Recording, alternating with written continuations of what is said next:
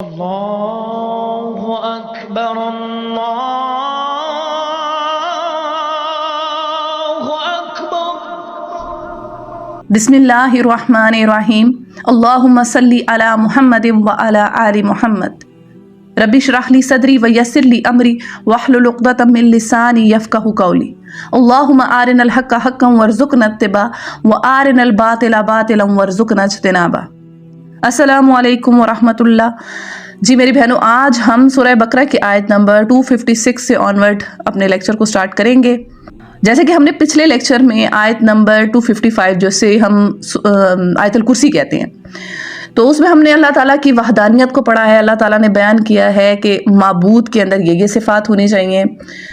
تو اب جو اگلی آیت ہے، آیت نمبر 256، اس میں اللہ جل شانہ بتا رہے ہیں کہ دیکھو یہ میں نے جو سیدھا راستہ بتا دیا ہے پچھلی آیت یعنی آیت نمبر 255 میں، اس راستے کو چننے میں کسی پر زور زبردستی نہیں کی جا سکتی، یعنی کہ کسی کو آپ زبردستی جو ہے وہ موحد نہیں کر سکتے، کسی کو زبردستی آپ کلمہ نہیں پڑھوا سکتے، ٹھیک ہے۔ اور پھر آیت نمبر 257 میں اللہ جل شانہ بیان فرماتے ہیں کہ جو میرا راستہ چن لیتے ہیں تو میں ان کی کس طرح مدد کرتا ہوں، ان کو میں ظلمت کے اندھیروں سے نکال کے ہدایت کی روشنی دے دیتا ہوں۔ تو اور اس کے بعد جو ہے وہ پھر 3 مثالیں ہمارے سامنے آتی ہیں، جس میں 2 اللہ کے ولیوں کی ہیں اور ایک شیطان کے ولی کی ہے۔ تو یہ ہمارا آج کا لیکچر ہوگا انشاءاللہ عز وجل۔ آئیے اس کو باقاعدہ سٹارٹ کرتے ہیں۔ اعوذ باللہ من الشیطان الرجیم، بسم اللہ الرحمن الرحیم۔ لا اکراہ فی الدین، دین کے معاملے میں کوئی زور زبردستی نہیں ہے۔ اچھا، یہ جو آیت ہے اس کو کافی مس یوز بھی کیا جاتا ہے۔ مس یوز ان دا سینس کہ جو لوگ خود کو مسلمان کلیم کرتے ہیں اور کہیں کہ نماز تو ہم نے نہیں پڑھنی، چلے ہم روزہ رکھ لیا کریں گے اور حج ہم کریں گے لیکن رشوت بھی ہم لیتے رہیں گے، تو یہ آیت یہاں فٹ نہیں ہوتی کہ جو لوگ یہ کہتے ہیں کہ بھئی آپ ہم سے زبردستی نماز جو ہے وہ ہمیں دین کے احکامات کے اوپر جو ہے ہمارے اوپر سختی نہ کی جائے۔ یہ اس کانٹیکس میں یہ آیت بالکل نہیں ہے۔ اس آیت کا اصل کانٹیکس یہ ہے کہ آپ کسی غیر مسلم بندے کو جو کہ کلمہ گو نہیں ہے، آپ اس کو گن پوائنٹ کے اوپر کلمہ نہیں پڑھا سکتے۔ اس کا مطلب یہ ہے، یعنی دیکھیں پچھلی آیت نمبر 255 آیت الکرسی میں اللہ تعالیٰ نے اپنی پوری توحید کا جو ہے وہ چارٹر پیش کر دیا کہ معبود ایسا ہونا چاہیے، معبود کو اس کو نہ نیند آئے نہ وہ سوئے، زمین و آسمان پہ اس کی کرسی ہو، سب چیزیں اس کے علم میں ہو، اگر وہ کسی کے پاس علم ہو تو اللہ ہی کا عطا کردہ ہوا ہو، یعنی اس کا اللہ ہی نے ہر چیز کو جو ہے وہ کنٹرول کیا ہوا ہے۔ تو یعنی ساری توحید اللہ نے سمجھا دی۔ اب اگلی آیت میں اللہ جل شانہ بیان فرما رہے ہیں کہ دیکھو اس سب کو قبول کرنے میں کسی پہ زبردستی نہیں ہے کہ اس کو زبردستی جو ہے وہ کہا جائے گا کہ آؤ بھائی کلمہ پڑھو، آؤ بھائی جو ہے وہ اسلام کو قبول کرو، زبردستی کسی پر نہیں کی جا سکتی۔ تو اس کی لیکن جو لوگ مسلمان ہوں ان پر جو ہے وہ دین کے احکامات کو فالو کرنا جو ہے وہ لازمی ہے۔ وہ یہ نہیں کہہ سکتے کہ ہم نے کچھ کو فالو کرنا ہے اور کچھ کو نہیں فالو کرنا، جیسے کہ سورہ بقرہ میں ہے یا ایھا الذین آمنوا ادخلوا فی السلم کافہ، اے لوگوں جو ایمان لائے ہو پورے کے پورے اسلام کے اندر داخل ہو، یعنی وہ یہ نہیں کہہ سکتے کہ ہم اتنا دین تو فالو کریں گے، یہ کام ہم نہیں کریں گے، کچھ کام ہم نے کچھ جو ایزی ہمیں دین کے احکامات ہیں ان پہ ہم عمل کریں گے اور جہاں ہمیں مشکل لگی ہم وہیں پہ چھوڑ دیں گے۔ تو ان کے لیے یہ آیت بالکل بھی نہیں ہے، یہ بات بالکل سمجھ لیں۔ یہ آیت ہے کہ ہم کسی غیر مسلم بندے کو زبردستی جو ہے وہ کلمہ نہیں پڑھوا سکتے۔ میں آپ کے سامنے اس کی ایک سادہ سی مثال رکھتی ہوں، جیسے کہ ہم کسی بندے کو زبردستی یہ نہیں کہہ سکتے کہ بھئی آپ فلاں کمپنی میں جا کے جاب کرو، فلاں بندے کے آگے آپ ملازم لگو، یعنی کہ ہم اس کو زبردستی نہیں کہہ سکتے۔ ہاں اگر اس نے جا کے وہاں پہ جوائننگ دے دی ہے، وہاں پہ اس نے نوکری اختیار کر لی ہے، تو اب وہ اس چیز کا پابند ہے کہ اپنے CEO کی بات مانے، اپنے کمپنی کے جو رولز ہیں ان کو فالو کرے۔ اب جب اس نے وہاں پہ جاب اختیار کی ہے تو اب وہ یہ نہیں کہہ سکتا کہ میں نے آج چھٹی کرنی ہے، آج میں نے اس ٹائم آنا ہے، میں یہ والا کام کروں گا اور یہ والا نہیں کروں گا۔ آپ اس کو اپنے باس کی ساری باتیں ماننی ہے۔ تو یہی جو بات ہے یہ مسلمان کی بھی ہے کہ جب وہ اسلام اس نے قبول کیا، جب اس نے کلمہ پڑھا، اللہ پاک کو اپنا رب مانا، تو اب اپنے رب کے تمام احکامات کو فالو کرنا ہے، کچھ کو نہیں کہ بیچ میں جو ہے وہ جگہ پہ اپنی تھوڑے سے نا احکامات کو لے لے، یعنی کہ آدھے ادھورے نہیں، پورے کے پورے جو ہے نا وہ اسلام میں داخل ہونا ہے۔ تو یہ چیز جو ہے اس میں سمجھائی جا رہی ہے، اور یہ اس آیت کو کافی جو ہے وہ لوگ مسکنسیپشن بھی سے جو ہے وہ لیا جاتا ہے۔ آگے بڑھتے ہیں۔ قد تبین الرشد من الغی، صحیح بات غلط خیالات سے الگ چھانٹ کر رکھ دی گئی ہے، یعنی اللہ تعالیٰ نے آیت الکرسی میں جو ہے وہ ساری کی ساری جو ہے وہ چیز جو ہے وہ سمجھا دی ہے. اب کسی کو کوئی کنفیوژن نہیں ہونی چاہیے کہ رب کیسا ہوتا ہے, معبود کیسا ہونا چاہیے. ساری کی ساری اللہ نے جو ڈیٹیل ہے وہ سمجھا دی ہے. یعنی جو حق تھا اس کو جو ہے وہ بالکل جو ہے وہ کلیئر اینڈ کرسٹل کر دیا اللہ پاک نے. فَمَن يَكْفُرْ بِالطَّاغُوتِ, اب جو کوئی طاغوت کا انکار کر کے وہ یؤمن باللہ, اللہ پر ایمان لے آیا. اچھا یہ ورڈ آ رہا ہے کہ جو کوئی طاغوت کا انکار کرے, تو یہ طاغوت ہوتا کیا ہے؟ طاغوت کا ورڈ نکلا ہے طغا سے, اور طغا ہوتا ہے سرکش. یعنی ہم کہتے ہیں نا دریا میں طغیانی ہے ہوئی ہے, تو یعنی کہ دریا جو ہے وہ اپنی حد سے باہر نکلا ہوا ہے. تو کوئی بھی شخص جو اپنی حد سے باہر نکلتا ہے نا جب, یعنی اللہ کے احکامات کو چھوڑ کر اور اپنی منمانی شروع کر دیتا ہے اور لوگوں سے بھی کہتا ہے کہ بھئی آپ میری بات کو مانو, تو وہ شخص طاغوت ہے. میں آپ کو سامنے ایک سادہ سی جو ہے نا سادہ لفظوں میں آپ کو یہ بات سمجھاتی ہوں. کچھ لوگوں کو یہ ورڈ بہت مشکل لگتا ہے کہ یہ کیا چیز ہوتی ہے. تو سادہ سی بات یہ ہے کہ سب سے بڑا طاغوت کون ہے؟ وہ شیطان ہے. کہ جب اللہ پاک نے حضرت آدم علیہ السلام کو تخلیق کیا اور ابلیس کو حکم دیا کہ اس کو سجدہ کرو, تو اس نے کہا کہ نہیں, میں آدم کو سجدہ نہیں کروں گا کیونکہ میں اس سے بہتر ہوں. یعنی اللہ کے معاذ اللہ تعالیٰ کے جو ہے نا فیصلے کے اندر فالٹ نکالا کہ اللہ کا جو یہ حکم ہے اس میں کچھ خرابی ہے, یہ ٹھیک نہیں ہے, میں اس سے برتر تھا تو مجھے جو ہے وہ زیادہ فوقیت دی جانی تھی. تو ہر وہ شخص, ٹھیک ہے, یعنی شیطان سب سے پہلا طاغوت ہے اور سب سے بڑا طاغوت ہے. اب جو اس کے چیلے چپاٹے ہیں, یعنی ہر وہ انسان جو کہ اللہ کے بنائے ہوئے نظام کو چیلنج کر رہا ہے, غیر اسلامی قوانین پاس کر رہا ہے, اسلام کی پالیسیز کو چھوڑ کر کوئی اور پالیسی لا رہا ہے, وہ شخص طاغوت ہے. اب یہ کوئی فرد ہو, کوئی ریاست ہو, کوئی ادارہ ہو, کوئی تنظیم ہو, کوئی گروہ ہو. میں نے آپ کو ایک ایکویشن سمجھا دی ہے کہ جو شخص بھی اللہ کے احکامات کو چھوڑ کر اپنے احکامات سامنے رکھے کہ میری بات کو مانو, یہ زیادہ بہتر ہے, وہ شخص طاغوت ہے. جیسے اسلام میں چوری کی سزا ہے ہاتھ کاٹنا, تو کوئی یہ کہے کہ نہیں یہ تو بڑی سخت سزا ہے, اس کے علاوہ کوئی ہونی چاہیے, تو یہ طاغوت ہے. یہ آپ اللہ کے احکامات کو چیلنج کر رہے ہو, اللہ کے احکامات سے بغاوت کر رہے ہیں. اسی طرح اور کوئی ملک میں جو ایسا کوئی نظام ہو, کوئی قانون ہو جو کہ غیر اسلامی طریقے سے, غیر اسلامی جو قانون ہو جس کو پاس کروایا جائے اور پھر کہا جائے کہ اس کو فالو کریں, تو وہ لوگ بھی طاغوت ہیں. اور آج کل اگر ہم ریاستی لحاظ سے دیکھا جائے تو امریکہ اور اسرائیل یہ بہت بڑے طاغوت ہیں, کیونکہ پوری دنیا کو یہ اپنا ورلڈ آرڈر دینا چاہتے ہیں. دیکھیں ورلڈ کس کی ہے, دنیا کس کی ہے, کس نے بنائی ہے؟ کریٹر کون ہے اس کا؟ اللہ پاک ہے نا. تو جس نے بنائی ہے قانون اس کا ہونا چاہیے نا. تو یہ اللہ کے اس کے اندر وہ کر رہے ہیں نا, مداخلت کر رہے ہیں کہ اللہ کے کاموں میں اپنا جو ہے نا وہ اپنا ڈال رہے ہیں, ٹانگ اڑا رہے ہیں کہ ہمارا جو طریقہ کار ہے وہ فالو ہونا چاہیے, اسلام کو پیچھے کیا جانا چاہیے, تمام ممالک جو ہیں وہ ہمارے رولز اینڈ ریگولیشنز کے مطابق چل رہے ہیں, جو ہم ڈکٹیٹ کرائیں گے وہ فالو کریں. تو ہر وہ چیز طاغوت ہے جو کہ اللہ کے نظام کو چیلنج کر رہی ہے, اللہ کے نظام سے بغاوت کر رہی ہے, چاہے ہمارے گھروں میں ہو.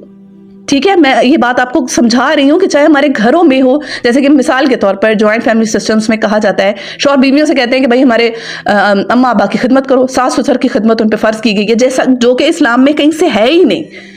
بھائی آپ پر فرض ہے کہ آپ نے اپنے ماں باپ کی خدمت کرنی ہے, آپ بیوی سے کروا رہے ہیں, ہاں ٹھیک ہے, آپ ریکویسٹ کر کے اس کو کہہ دیں کہ بیگم آپ میرے پیرنٹس کے ساتھ اچھا سلوک کریں, ٹھیک ہے, لیکن ڈنڈے کے زور پہ دھونس دے کے یہ تو نہیں ہے نا. تو یہ ساری چیزیں کیا ہیں, یہ طاغوت ہیں. یعنی غیر اسلامی قوانین, غیر اسلامی طریقہ کار کسی بھی جگہ رائج کرنا, اور جو اسلام پہ چل رہا ہو اس کو یہ کہنا کہ نہیں اس طریقے کو چھوڑ کر ہمارے طریقے کو فالو کرو, یہ سب طاغوت ہے. یہ گھروں میں ہیں, یہ گھروں کے باہر ہیں, ہر وہ جگہ. تو اللہ جل شانہ کہہ رہے ہیں کہ جس نے طاغوت کا انکار کیا, دیکھیں ہم کلمہ پڑھتے ہیں تو پہلے کہتے ہیں لا الہ الا اللہ, لا پہلے ہے, نہیں ہے کوئی رب سوائے اللہ کے, کوئی الہ نہیں ہے سوائے اللہ کے. پہلے ہم انکار کرتے ہیں کوئی الہ نہیں ہے. یعنی اللہ کہہ رہا ہے پہلے طاغوت کا انکار کرو.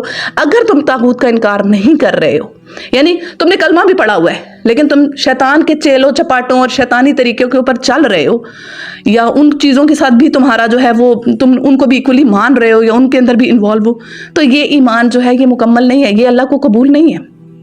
تو پہلے ڈیمانڈ اللہ کر رہا ہے کہ طاغوت کا انکار کرو, یعنی ہر اس راستے کا انکار کرو, ہر اس چیز کا انکار کرو جو شیطان کی طرف سے ہے, جو کہ اللہ کی بغاوت میں آ رہی ہے, اللہ کی سرکشی میں آ رہی ہے, اللہ کی نافرمانی میں آ رہی ہے. ہر اس چیز کا انکار کرو, تب تمہارا ایمان جو ہے مکمل ہوگا. اور پھر اس کے بعد اللہ جل شانہ ارشاد فرما رہے ہیں وہ یؤمن باللہ, کہ اللہ پر ایمان لاؤ, پھر ایمان جو ہے وہ تمہارا مکمل ہوگا. فقد استمسک بالعروۃ الوثقی, اس نے ایک ایسا مضبوط سہارا تھام لیا جو کبھی ٹوٹنے والا نہیں ہے. یعنی جس نے طاغوت کا انکار کیا, یعنی سارے شیاطین کا انکار کیا، شیطانی راستوں کا، شیطانی کاموں کا، غیر اسلامی چیزوں کا، غیر اسلامی قوانین کا، اور پھر اللہ پر ایمان لایا تو اس نے ایسا مضبوط کڑا تھاما جو کہ ٹوٹنے والا نہیں ہے. یعنی کہ مثال کے طور پہ کوئی بندہ ڈوب رہا ہے، سیلاب آیا ہوا ہے، تو اس کا ہاتھ کسی کنڈے پہ پڑ گیا، ٹھیک ہے، تو وہ کنڈے کو اسے پکڑا ہوا ہے مضبوطی سے، تو سارے جو ہیں وہ لوگ بہہ کے جا رہے ہیں لیکن اس نے پکڑا ہوا ہے اس کنڈے کو اور وہ بچ گیا. تو یہی حال ہے اس شخص کا جس نے طاغوت کا انکار کیا، اللہ پر ایمان لایا، تو اب جو ہے اس نے ایک مضبوط کڑے کو تھاما ہے. اور پھر اس کے بارے میں اللہ جل شانہ کہہ رہے ہیں کہ یہ وہ کڑا ہے جو ٹوٹنے والا نہیں ہے. یعنی جو طاغوت کا انکار کرے گا، اپنے رب پر ایمان لائے گا، اسلام کو فالو کرے گا، تو وہ جو ہے وہ انسان اپنے آپ کو بچا لے گا، وہ شخص بچے گا. تو دوبارہ پڑھتے ہیں ذرا آیت کو. فَمَن يَكْفُرْ بِالطَّاغُوتِ وَيُؤْمِن بِاللَّهِ فَقَدِ اسْتَمْسَكَ بِالْعُرْوَةِ الْوُثْقَىٰ لَا انفِصَامَ لَهَا. اب جو کوئی طاغوت کا انکار کر کے اللہ پر ایمان لے آیا تو اس نے ایسا مضبوط سہارا تھام لیا ہے جو کبھی ٹوٹنے والا نہیں ہے. یعنی جو یہ سب کچھ کرے گا اس نے جو ہے وہ اپنے آپ کو سیو کر لیا ہر طرح سے. تو میں آپ سے کہوں گی دیکھیں اس چیز کو سمجھیں اور قرآن کے اوپر عمل کرنا شروع کریں، کیونکہ سورہ آل عمران میں ہے وَاعْتَصِمُوا بِحَبْلِ اللَّهِ جَمِيعًا کہ سب مل کر اللہ کی رسی کو مضبوطی سے پکڑ لو. تو یعنی اللہ کی جو رسی ہے وہ قرآن ہے، قرآن پر عمل کرنا شروع کریں، آپ کو ساری چیزیں جو ہیں وہ خود بخود کلیئر ہو جائیں گی.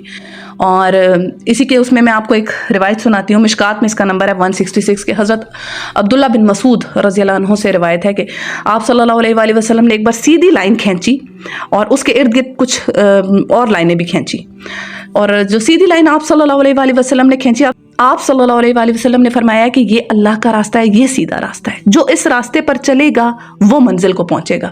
اور اس کے علاوہ بھی آپ صلی اللہ علیہ وآلہ وسلم نے لکیریں کھینچی جو کہ ٹیڑھی تھی، اور پھر آپ صلی اللہ علیہ وآلہ وسلم نے فرمایا کہ یہ شیطان کے راستے ہیں اور جو ان پر چلے گا وہ اپنی جو آخرت ہے وہ برباد کر دے گا، اس کی آخرت نہیں ہے اس کے پاس، وہ شیطان جو ہے اس کو اچک لے گا. تو یہی ہمارے سمجھنے کی بات ہے کہ ہمارے ارد گرد بھی ہمارے پاس سیدھا راستہ موجود ہے قرآن کی شکل میں، اور شیطان کے راستے بھی بہت سارے، شیطان کے بھی جو ایجنٹس ہیں، اس کے چیلے چپاٹے جو ہیں وہ بہت سارے رستوں سے ہمیں بلا رہے ہیں کہ یہ والا کام کر لو، یہ کر لو، اس جگہ یہ قانون نافذ کرو، اس جگہ یہ کام کر لو. وہ بہت کچھ کر رہے ہیں، لیکن بتات ہمیں دیا گیا ہے کہ سیدھا راستہ یہی ہے جو قرآن کو پکڑے گا، سنت کو پکڑے گا، قرآن اور سنت پہ جو شخص عمل کرے گا وہی اس سیدھے راستے کو پا سکے گا، جسے صراط مستقیم کہا گیا. اور سلسلہ تو صحیحہ کی روایت ہے 2876 حضرت جابر رضی اللہ عنہ سے مروی ہے کہ آپ صلی اللہ علیہ وآلہ وسلم نے ارشاد فرمایا کہ قرآن سفارش کرنے والا ہے اور قرآن کی سفارش قبول کی جاتی ہے. تو جس شخص نے اس کو اپنے سامنے رکھا تو وہ اس کو جنت میں لے کر جائے گا، اور جس نے اس کو پیٹھ پیچھے ڈالا وہ اس کو جہنم کی طرف لے جائے گا. یعنی پیٹھ پیچھے ڈالا یعنی قرآن کے احکامات کو چھوڑ دیا، صرف منہ سے کلمہ پڑھ دیا اور کہہ دیا بس ہم مسلمان ہو بھائی ٹھیک ہے، اور باقی سارے طاغوت کے ساتھ جو ہے وہ ملا جلا رہا، ان کے ساتھ بھی اس کی دوستیاں چلتی رہیں، یارانے چلتے رہے. تو یہ جو چیز ہے نا، یہ سمجھنے کی ہے کہ سیدھا راستہ ایک ہی ہے اور وہ ہے قرآن اور سنت. قرآن اور سنت کو پکڑیں تو آپ اس سیدھے راستے کو پا لیں گے، آپ کبھی گمراہی کی طرف نہیں جائیں گے. واللہ سمیع علیم، اور اللہ سب کچھ سننے اور جاننے والا ہے. اللہ ولی الذین آمنوا، جو لوگ ایمان لاتے ہیں ان کا حامی اور مددگار اللہ ہے. اب دیکھیں پچھلی آیت میں اللہ نے بتایا ہے کہ جو کسی کو آپ نے ایمان لانے پر جو ہے وہ زبردستی نہیں کرنی، ٹھیک ہے، اور اللہ نے بتا دیا ہے طاغوت کا انکار کرو اور مجھ پر ایمان لے آؤ تو تم جو ہے وہ اپنے آپ کو سیو کر لو گے. اب اگلی آیت میں اللہ جل شانہ بتا رہے ہیں کہ جو لوگ ایمان لاتے ہیں میں ان کی مدد کرتا ہوں، میں ان کی مدد کرتا ہوں. کس طرح مدد کرتا ہوں ذرا وہ بھی سنتے ہیں. یخرجوہم من الظلمات الی النور، اور وہ ان کو تاریکیوں سے روشنی میں نکال لاتا ہے. یعنی جو لوگ ایمان لاتے ہیں اللہ ان کا مددگار بن جاتا ہے، اللہ ان کو ظلمت کے اندھیروں سے ہدایت کی روشنی دے دیتا ہے. کوئی بدعت ہو رہی تھی ان لوگوں سے تو اللہ انہیں سنت عطا کر دیتا ہے، کسی گمراہی میں تھے تو اللہ انہیں ہدایت دے دیتا ہے. اللہ ہاتھ پکڑ کے اس انسان کو باہر نکال لاتا ہے، حتیٰ کہ وہ کیا کہتے ہیں اس کو گمراہی کے گھٹا ٹوپ اندھیرے میں کیوں نہ پڑا ہوا، اللہ اس کا مددگار ہو جاتا ہے. وہ اللہ کہتا ہے کہ میں ان کا ولی ہوں، ٹھیک ہے. اور اچھا ایک چھوٹی سی چیز میں آپ لوگ کے سامنے رکھنا چاہوں گی کہ کچھ لوگ یہ پوچھتے ہیں کہ اللہ کا جو ولی ہے وہ کون ہوتا ہے، وہ ان میں کیا خصوصیت ہوتی ہے. تو اس کا جواب ہمیں قرآن ہی سے ملتا ہے. سورہ یونس کی آیت نمبر 62 میں آتا ہے الا ان اولیاء اللہ لا خوف علیہم ولا هم یحزنون، کہ بے شک اللہ کے جو ولی ہیں ان پر نہ کوئی خوف ہے نہ حزن ہے. اور اگلی ہی آیت میں آیت نمبر 63 میں اللہ جل شانہ ارشاد فرماتے ہیں الذین آمنوا وکانوا یتقون. یہ وہ لوگ ہیں جو ایمان لاتے ہیں اور تقوی اختیار کرتے ہیں. یعنی دو صفات جن لوگوں میں ہوتی ہیں، ایمان اور تقوی، جس میں بھی ہوں گی وہ ولی ہے اللہ کا. ٹھیک ہے، تو یہ دیکھ لیجئے گا کہ ہمارے ہاں یہ جو اللہ کے ولی کو لے کر بھی کچھ مسکنسیپشنز ہوتی ہیں کہ اللہ کے ولی جو ہوتے ہیں وہ ایک خاص قسم کا ایک وہ جو ہے گیٹ اپ دیا ہوا ہے. ایسا نہیں ہے. جس انسان میں بھی ایمان ہے، تقوی ہے، چاہے وہ سڑک پہ جوتے سیتا کوئی موچی ہے، کسی سرکاری دفتر میں بیٹھا کسی کرسی پر کوئی کلرک ہے، کسی اسکول میں پڑھاتا کوئی ٹیچر ہے، کسی دکان پر بیٹھا ہوا کوئی دکاندار ہے جو کہ لین دین کر رہا ہے، اگر اس کے اندر یہ دو صفات ہیں، ایمان اور تقوی، تو وہ اللہ کا ولی ہے. اور پھر اللہ کہتا ہے کہ میں ان کی مدد کرتا ہوں، میں ان کی ہر جگہ مدد کرتا ہوں. دیکھیں اللہ اپنا دوست کہتا ہے ان لوگوں کو. دیکھیں ہمارے دوست ہیں نا، ہم اپنے دوستوں کو لے کے کتنا پوزیسو ہوتے ہیں، کوئی ان کی برائی کرے ہمیں کتنا برا لگتا ہے. تو پھر خود سوچیں کہ اللہ جب اللہ کے دوستوں کے بارے میں کوئی بات جب کرے گا یا ان کا کوئی برا چاہے گا تو اللہ ان پر کتنا غضب شو کرے گا. صحیح بخاری میں ہے کہ جس نے میرے کسی ولی سے دشمنی کی اس کے خلاف میرا اعلان جنگ ہے. اچھا یہاں پہ ایک اور روایت ہے جو میں سمجھتی ہوں بڑی رکت آمیز ہے، آپ لوگ کے ساتھ میں شیئر کرنا چاہتی ہوں کہ آپ صلی اللہ علیہ وآلہ وسلم کا ارشاد پاک ہے کہ قیامت کے دن کچھ لوگ ایسے ہوں گے کہ ان کے رتبے، ان کے مقام کو دیکھ کر انبیاء اور شہداء ان پر رش کریں گے. تو پوچھا جائے گا ان کے بارے میں کہ یہ کون لوگ ہیں، کیا عمل تھا ان کا خاص. اب آپ نے اس روایت کو بڑے غور سے سننا ہے. ٹھیک ہے، بتایا جائے گا کہ یہ وہ لوگ تھے جو صرف اللہ کی خاطر لوگوں سے ملتے تھے، حتیٰ کہ ان کا کوئی آپس میں کوئی لین دین، کوئی کاروباری معاملات نہیں ہوتے تھے، کوئی رشتہ داری نہیں ہوتی تھی، لیکن صرف اللہ کی خاطر، اللہ کی محبت میں اللہ کے بندوں سے ملتے، ملاقات کرتے، ان کے ساتھ اچھا سلوک کرتے، ان سے محبت کرتے. اور پھر آپ صلی اللہ علیہ وآلہ وسلم نے اس آیت کی تلاوت فرمائی الا ان اولیاء اللہ لا خوف علیہم ولا هم یحزنون. بے شک جو اللہ کے ولی ہیں ان پر نہ کوئی خوف ہے نہ حزن ہے. یعنی جو لوگ اللہ کے بندوں سے اللہ کی خاطر محبت کرتے ہیں، اس حدیث سے پتہ چلتا ہے اللہ ان کو اپنا ولی بناتا ہے، اللہ ان کو اپنا دوست بناتا ہے. یہ یہاں سے یہ پوائنٹ بھی ہمیں ملتا ہے. تو کیا کیا چیزیں ہمارے سامنے آئی ہیں؟ جو شخص ایمان اور تقوی کی روش اختیار کرتا ہے اور اللہ کے بندوں سے اللہ کی خاطر محبت کرتا ہے، ان کا خیر خواہ بنتا ہے، ان کے ساتھ اچھا سلوک کرتا ہے، تو اللہ تعالیٰ اس کو جو ہے وہ اپنا دوست بناتا ہے، اپنا ولی کہتا ہے. دیکھیں ایک چیز ہمیشہ یاد رکھیے گا، عبادت جو ہے نا وہ فرشتہ تو بنا سکتی ہے، انسان نہیں بناتی. انسان درد سے بنتا ہے. تو دوسروں کا درد محسوس کرنا شروع کریں، زندگی میں معجزے ہونے لگ جائیں گے. یقین مانے زندگی میں معجزے ہونے لگ جائیں گے. آپ کو پتہ ہی نہیں چلے گا آپ کی کیسے کیسے جو مشکلات ہیں وہ ختم ہو رہی ہیں، وہ کیسے کیسے اللہ پاک آپ کو کس طرح سے نکال رہا ہے. اللہ کے بندوں سے اللہ کی خاطر پیار کر کے دیکھیں، اللہ کے بندوں کے لیے آسانیاں پیدا کر کے دیکھیں، اللہ آپ کے لیے کیسے کیسے آسانیاں پیدا کرے گا. اچھا جی آگے بڑھتے ہیں. اب یہ اللہ کے ولیوں کے بارے میں بات ہوئی ہے کہ اللہ ان کی کیسے مدد کرتا ہے اور ان کو کس طرح سے جو ہے ان کو ہر جگہ جو ہے ان کے کوئی مشکل ہے تو اللہ ان کے لیے کیسے جو ہے وہ ایز کر دیتا ہے. اب آگے بات ہو رہی ہے والذین کفروا اولیاؤہم الطاغوت یخرجونہم من النور الی الظلمات. اور جو لوگ کفر کی راہ اختیار کرتے ہیں ان کے حامی اور مددگار طاغوت ہیں اور وہ انہیں روشنیوں سے تاریکیوں کی طرف کھینچ کے لے جاتے ہیں. یہ پہلے اللہ کے ولیوں کی بات ہوئی ہے، اب شیطان کے ولیوں کی بات ہو رہی ہے کہ جو شیطان کا ولی ہوتا ہے تو شیطان جس کے گتھے لگتا ہے نا اس کو ٹھکانے لگائی کے چھوڑتا ہے. وہ اس کو الٹے ہی رستے پر لے کے جاتا ہے، وہ اس کو کبھی سیدھے رستے پر نہیں آنے دیتا. وہ انسان حق سچ دیکھ کر بھی، وہ سب کچھ اس کی آنکھوں کے سامنے بھی جو ہو جائے نا تو وہ تب بھی جو ہے وہ حق بات کو نہیں مانتا. اس کا پھر بھی جو گیئر ہے نا، کہتے ہیں نا کہ گیئر ریورس ہو گیا اس کا، یعنی اب اس کو جو مرضی کر لو، اس کی آنکھوں پہ پٹی بند کی گئی، اس کو نہیں ہم نظر آنا. تو جو شیطان کا ولی ہوتا ہے، جو شیطانی رستے پر چلتا ہے، تو شیطان کیا کرتا ہے؟ اس کو روشنی سے تاریکیوں کی طرف لے جاتا ہے. یعنی وہ صحیح کام کر رہا تھا تو اب اس کو سارے جو ہے الٹے کام اس کے ہونے کے لگ گئے، اس کو الٹے کاموں پہ لگا دیا. اولئک اصحاب النار ہم فیہا خالدون.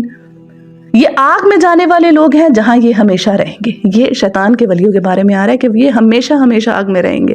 جو شیطان کے چیلے چپاٹے ہوں گے، شیطانی کام جو ہے وہ لوگوں میں رائج کریں گے، فحاشی پھیلائیں گے، برائی پھیلائیں گے اور شیطانی ایجنڈے کو پروموٹ کریں گے. تو بتایا جا رہا ہے کہ یہ لوگ ہمیشہ ہمیشہ کی جو ہے نا آگ ان کا مقدر ہے. اب ہم آگے جو ہے وہ 3 ہمارے سامنے واقعات آئیں گے انہی آیتوں سے آگے جو ہے وہ ریلیٹ ہو رہے ہیں کہ جیسے ہم نے اس آیت میں پڑھا ہے کہ جو اللہ کے ولی ہیں اللہ ان کی مدد کرتا ہے، اور جو شیطان کے ولی ہیں تو شیطان ان کے جو ہے نا ہمیشہ گتے لگا رہتا ہے۔ تو اب جو 3 واقعات ہیں، ایک تو 2 جو ہیں وہ اللہ کے ولیوں کے ہیں، اور ایک جو ہے وہ شیطان کے ولی کا ہے، شیطان جس کے گتے لگا۔ اور یہ واقعہ آ رہا ہے حضرت ابراہیم علیہ السلام اور نمرود کا۔ ذرا ہم اس کو پڑھتے ہیں۔ الم تر الی الذی حاج ابراہیم فی ربہ ان آتاہ اللہ الملک۔ کیا تم نے اس شخص کے حال پر غور نہیں کیا جس نے ابراہیم سے جھگڑا کیا تھا؟ جھگڑا اس بات پر کہ ابراہیم کا رب کون ہے۔ یہ جو ہے نا اشارہ ہے نمرود کی طرف کہ نمرود جو تھا وہ حضرت ابراہیم علیہ السلام کے جو دور تھا اس میں ایک بہت بڑا بادشاہ تھا، اور اپنے آپ کو جو ہے وہ خدائی کا دعویٰ تھا اس پہ کلیم کرتا تھا، لوگوں سے کہتا تھا کہ میں تمہارا خدا ہوں۔ تو حضرت ابراہیم علیہ السلام کو جو ہے نا اس نے اس بات سے جھگڑا کیا، اور اللہ جل شانہ دیکھیں آیات میں آ رہا ہے کہ اللہ نے اس کو بادشاہ بنایا تھا، اللہ نے دے رکھا تھا، اور اسی بنا پر وہ ہے وہ جھگڑا کر رہا ہے، یعنی اللہ ہی کی دی ہوئی چیز پر جو ہے وہ جو ہے اپنے مسلز دکھا رہا ہے۔ اذ قال ابراہیم ربی الذی یحیی و یمیت، جب ابراہیم نے کہا میرا رب وہ ہے جس کے اختیار میں زندگی اور موت ہے۔ قال انا احیی و امیت، تو اس نے جواب دیا زندگی اور موت میرے اختیار میں ہے، یعنی حضرت ابراہیم علیہ السلام نے اس کے سامنے کہا کہ میرا رب وہ ہے جو زندہ کرتا ہے اور مارتا ہے۔ تو اس کے جواب میں اس نے پتہ کیا کیا، اس نے اپنے 2 قیدی بلوائے، تو ان دونوں میں سے ایک کو زندہ چھوڑ دیا، دونوں کو سزائے موت جو تھی وہ سزا جو تھی وہ سنائی گئی تھی، ایک کو زندہ چھوڑ دیا، ایک کو آزاد کر دیا، اور ایک کو جو ہے نا وہ قتل کروا دیا۔ تو اور اس پر کہنے لگا دیکھو میں بھی تو زندہ کرتا ہوں اور مارتا ہوں، ایک کو زندہ چھوڑ دیا اور ایک کو مار دیا۔ تو یعنی کتنی بھونڈی سی آگے سے اس نے دلیل پیش کی ہے۔ تو حضرت ابراہیم علیہ السلام نے اس بات پر آگے سے اس کے ساتھ کوئی وہ آرگیو نہیں کیا۔ حضرت ابراہیم علیہ السلام نے بڑی ذہانت کے ساتھ اگلی دلیل رکھی، وہ دلیل کیا ہے وہ ذرا سنتے ہیں۔ قال ابراہیم فإن اللہ یأتی بالشمس من المشرق فأتی بها من المغرب فبہت الذی کفر۔ ابراہیم نے کہا اچھا اللہ سورج کو مشرق سے نکالتا ہے تو ذرا مغرب سے نکال لا، یعنی حضرت ابراہیم علیہ السلام نے کہا کہ میرا رب تو وہ ہے جو مشرق سے سورج کو نکالتا ہے، تو ایسا کر تو مغرب سے نکال کے دکھا۔ تو یہ سن کر وہ منکر حق جو ہے وہ ششدر ہو کے رہ گیا، ہکا بکا رہ گیا کہ اب تو اس کے پاس کوئی وہ نہیں بچا کہ کیا کریں کہ مغرب سے کیسے سورج مغرب سے سورج جو ہے وہ کیسے وہ نکالے۔ تو اس چیز پر وہ بالکل جو ہے وہ بلینک ہو گیا، کوئی اس کے پاس جو ہے نا وہ آگے سے جواب نہیں بنا۔ واللہ لا یہدی القوم الظالمین، مگر اللہ ظالموں کو راہ راست نہیں دکھایا کرتا۔ اب دیکھیں ایسی دلیل کے بعد بھی اگر کسی انسان کو ہدایت نہیں مل رہی تو اس کا مطلب ہے کہ اس نے جو ہے وہ شیطان کو نا اپنا وہ بنا لیا ہے، اپنا سرپرست، شیطان ہی کے راستے پر اس نے چلنا ہے، یعنی صاف کلیئر کٹ اس کے سامنے بات رکھی گئی پھر بھی اس کی سمجھ میں نہیں، اس کا دماغ جو ہے وہ ایسا ہو گیا۔ تو یہ حال ہوتا ہے شیطان کے ولیوں کا، جو شیطانی راستے کو چن لے تو انہیں کبھی ہدایت نہیں ملتی، چاہے وہ اپنی آنکھوں سے سب کچھ کیوں نہ دیکھ لیں۔ اور اب آ رہا ہے ہمارے پاس دوسرا واقعہ جو کہ حضرت عزیر علیہ السلام کا واقعہ ہے، آیت نمبر 259 میں، کہ ان کا ایک بستی سے گزر ہوا جو کہ بہت بری طرح ویران ہوئی ہوئی تھی، تو انہوں نے کہا کہ یہ بستی تو دوبارہ نہیں آباد ہو سکتی، اس برے طریقے سے یہ ویران ہوئی ہے۔ تو اللہ جل شانہ نے ان پر 100 سال تک موت طاری کر دی، اور جب 100 سال کے بعد وہ اٹھے تو ان سے پوچھا کہ بتاؤ بھائی کتنا عرصہ تم جو ہے وہ تمہارے اوپر موت طاری رہی ہے؟ تو اس پر انہوں نے جواب دیا ہے کہ دن یا دن کا کچھ حصہ۔ تو اللہ جل شانہ نے ارشاد فرمایا کہ تم 100 سال تک جو ہے وہ تم پر موت طاری رہی ہے، اور اپنے کھانے کو دیکھو، ان کا کھانا 100 سال تک بالکل فریش رکھا اللہ پاک نے، اور ان کا جو گدھا تھا اس کے اوپر جو ہے نا وہ پنجرا بن گیا، نہیں اس کے وہ بالکل ہڈیوں کا ڈھانچہ بن گیا۔ ظاہر سی بات ہے 100 سال تک جو چیز پڑی رہے اس کا تو کچھ نہیں بچنا۔ اور پھر ان کی آنکھوں کے سامنے اللہ جل شانہ نے ان کے گدھے کے اوپر جو ہے وہ اس کو کھڑا کیا، اس کے اوپر گوشت چڑھا، یعنی وہ مردہ گدھا جو تھا وہ زندہ ہوا۔ تو اس پر ان کو اللہ تعالیٰ نے دکھایا، اپنے ولی کو، وقت کے پیغمبر کو اللہ نے دکھایا کہ میں کس طرح مردہ کو زندگی بخشتا ہوں۔ تو یہ جو واقعہ ہے یہ اللہ کے ولی کا ہے۔ تو پڑھتے ہیں آئیے اس کو۔ او کالذی مر علی قریۃ وہی خاویۃ علی عروشها، یا پھر مثال کے طور پر اس شخص کو دیکھو جس کا گزر ایک بستی پر ہوا جو اپنی چھتوں پر اوندھی گری پڑی تھی، یعنی حضرت عزیر علیہ السلام کا ایک بستی سے گزر ہوا، بنی اسرائیل قوم تھی وہ۔ قال ان یحیی هذه اللہ بعد موتها، اس نے کہا یہ آبادی جو ہلاک ہو چکی ہے اسے اللہ کس طرح دوبارہ زندگی بخشے گا۔ پھر اب اللہ جل شانہ نے کیا معاملہ کیا ان کے ساتھ، فَأَمَاتَهُ اللَّهُ مِئَةَ عَامٍ ثُمَّ بَعَثَ، اس پر اللہ نے اس کی روح قبض کر لی اور وہ 100 برس تک مردہ پڑا رہا۔ قال کم لبست، پھر اللہ نے اسے دوبارہ زندگی بخشی اور اس سے پوچھا بتاؤ کتنی مدت پڑے رہے ہو تم؟ قال لبثت यौमन औ बाद यौम। इस पर उन्होंने कहा कि एक दिन या चंद घंटे रहा हूँगा, यानी उन्होंने जवाब दिया अल्लाह पाक को कि मैं दिन या दिन का कुछ हिस्सा जो है उसमें मेरे पे मौत तारी रही है, या मैं जो मेरे साथ मामला रहा है। इस पर अल्लाह जल्ले शाना ने इरशाद फरमाया, क़ाल बल लबिस्ता मियता आम फंजुर इला तआमिका व शराबिका लम यतसन्ना।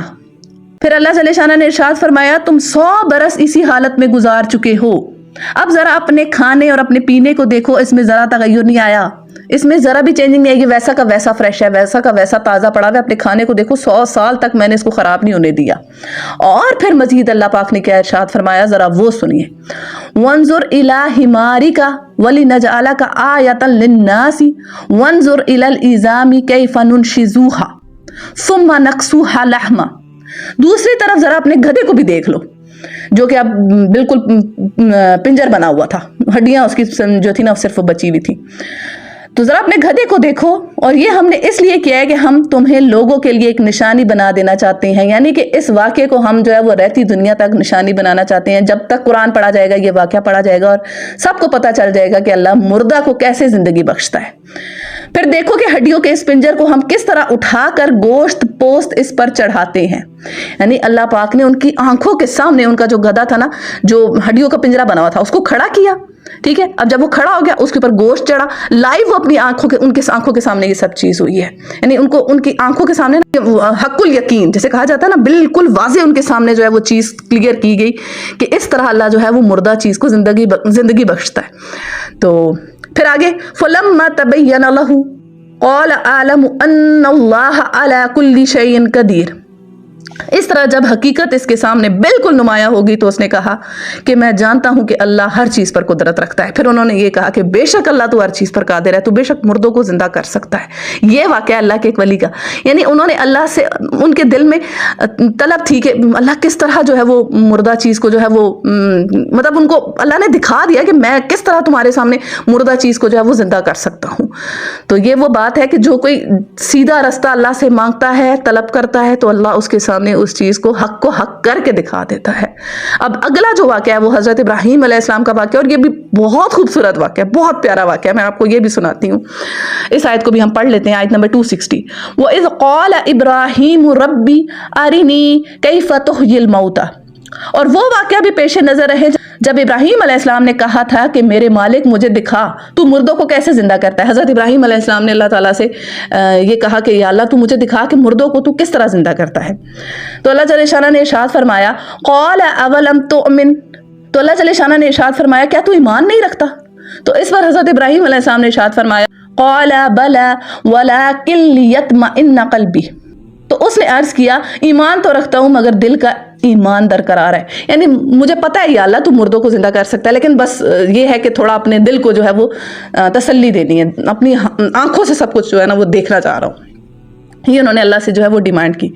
तो अब अल्लाह पाक ने उनके साथ क्या वाक़या उनको जो है वो उनके साथ हुआ, जरा वो पढ़ते हैं।